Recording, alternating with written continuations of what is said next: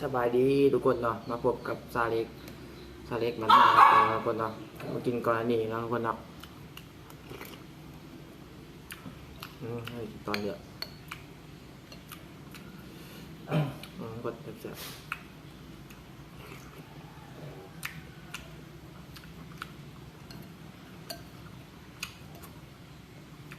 มากินกันแสบๆทุกคน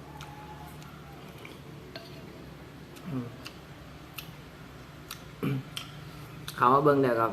ถามว่าใครมาเบิ้งคลิปเนาะกับฝากกดไลค์กดแชร์ให้เด้อฝาก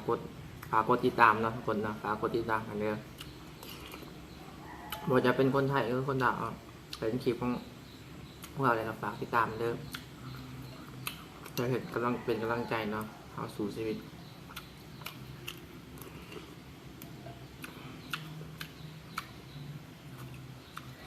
มากินข้าวเสาร์วันนี้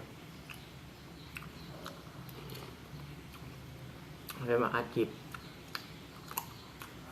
ลง YouTube เพราะว่าเป็นอัดคลิปลง YouTube ลนนะ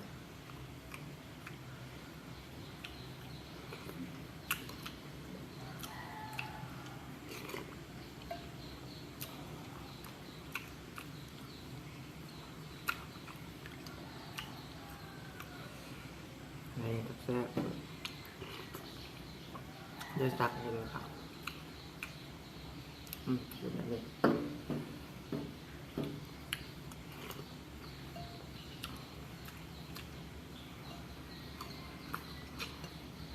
กินมาแล้วแซ่บ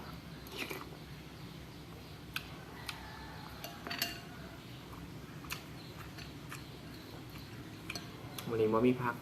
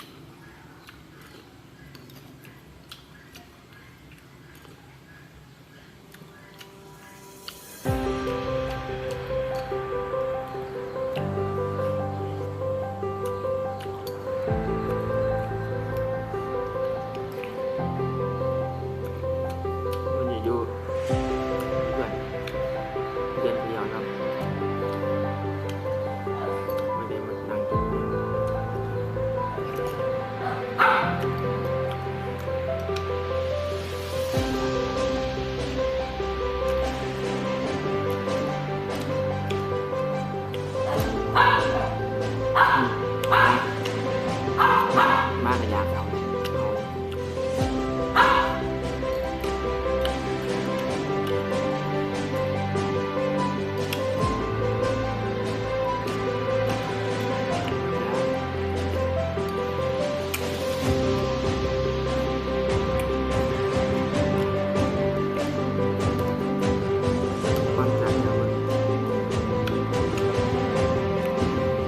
กดติดตามให้ด้วยทุกคนเนาะเพราะว่าจะ